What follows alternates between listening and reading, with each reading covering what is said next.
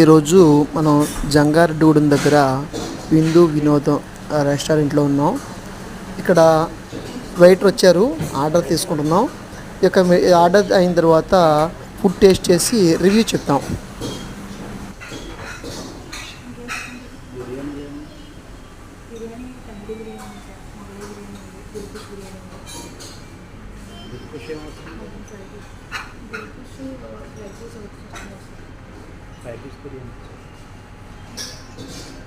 water bottle